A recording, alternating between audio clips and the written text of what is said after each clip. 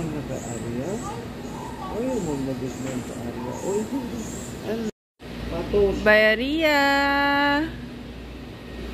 Oh, naman si Andy. Walang response. Bye-bye, Lola. Bye-bye. Aya, bye-bye. Nawak, nawak.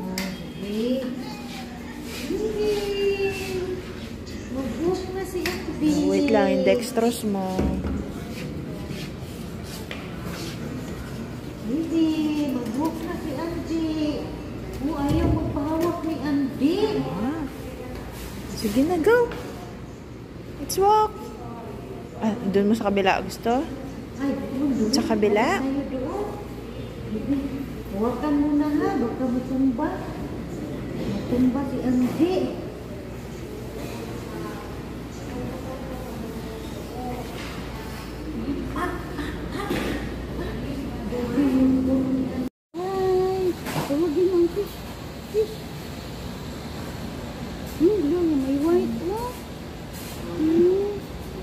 Wala tayong ipakain sa kanila, no?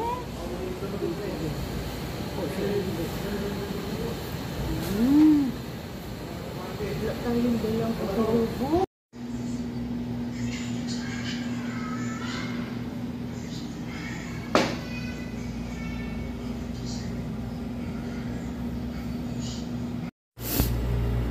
Okay, so pangatlong araw na namin dito sa ospital. Kahapon si Andy, hindi siya kumain, hindi rin siya uminom.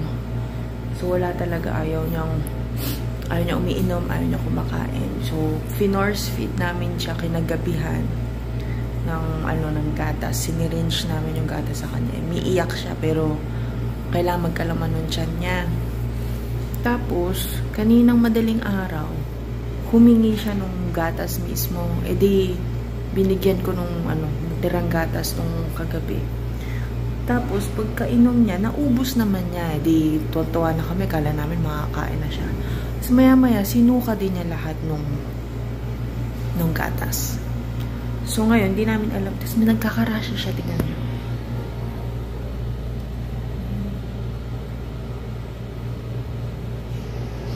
So, kahapon di pa siya ganyan. Parang mga ano-ano lang.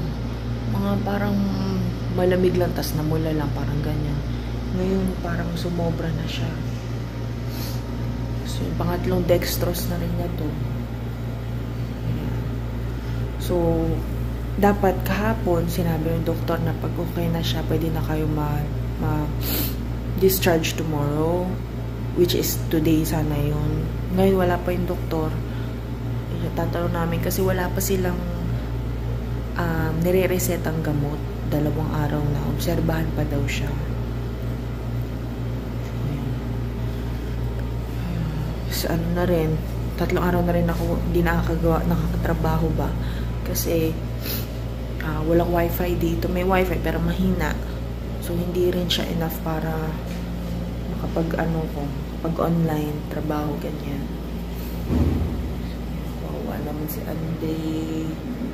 Hindi na rin siya katulad dati nung responsive ba, kunyari yun mo, tapos may reaction na yung mukha niya. Hindi gano'n tulala lang siya gano'n, tapos at tagal mag-blink ng mata.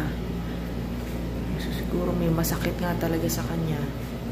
Tapos yun nga, pinagtataka namin, sobrang takaw kasi niya. Kung ano yung kainin mo, gusto niya, kakainin niya rin, ganyan.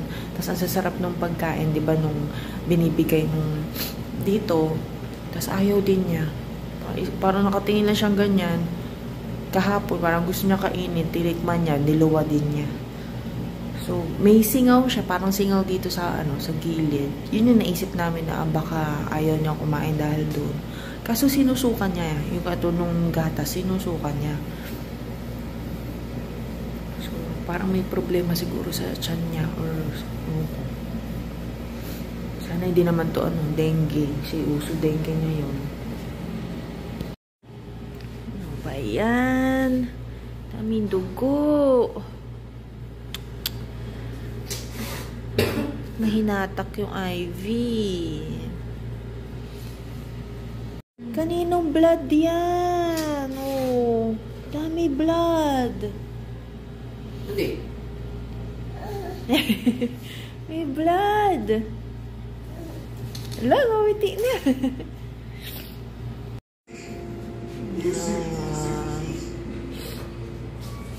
Pag tinanggal mo pa to, hindi na alam kung saan lalagay dextrose. Hindi. Hindi. Mawa naman. May Jollibee. May Jollibee May Jollibee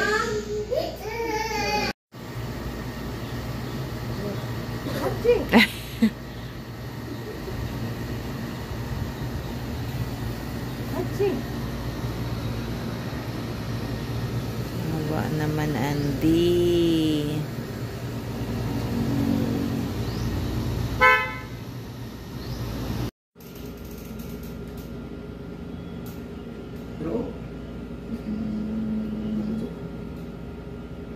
Wow! Yummy! Yummy naman yun! Ano ba yung soup na yan? Wow! May egg pa, oh! Ay! Ba gusto niya? Kanin? Oh, may kanin daw. Kanin daw. Sige, mahulog pa yung kanin na yan. Hulog. Ayan na. Very good, Andy. Kain na yan.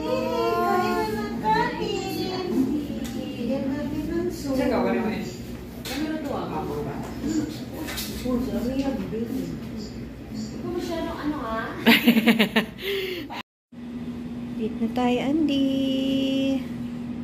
Uy, yung dextrose. Huwag galawin. Anong food mo ngayon? Wow! Ano yun?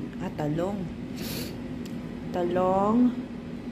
Sinabawang tuna. Ay, dito tuna. Bangus. Tsaka meatloaf.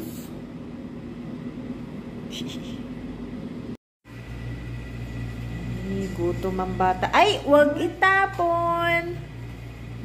Sinisip-sip lang. Sinisip lang ang lamig. Andy. Ay, asim, no? Asim? Asim? Binabawi niya isang araw na walang kain. Uwi na si Andy. Bye-bye, hospital. Yummy. Ang galing kumain, no?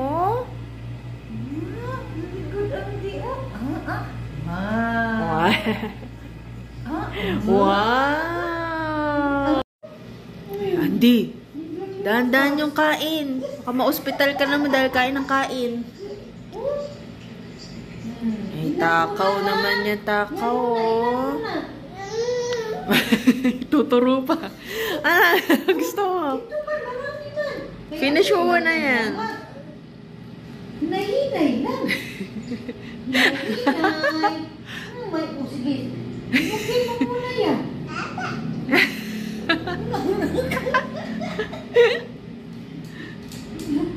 Paano? Thank you, Jesus, sa pag-ayo kay Andy. Bless this food in Jesus' name. Amen. Okay na si Andy. Yummy. Wow! Very good, Andy. Kain na ring rice. Wow! Pagkain ba yan ito ni Andy, ha?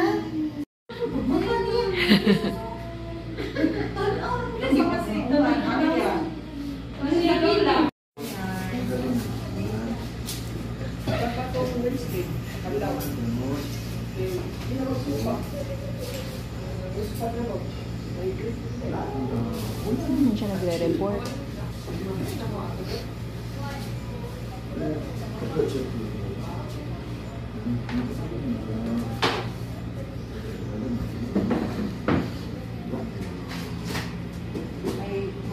Ay,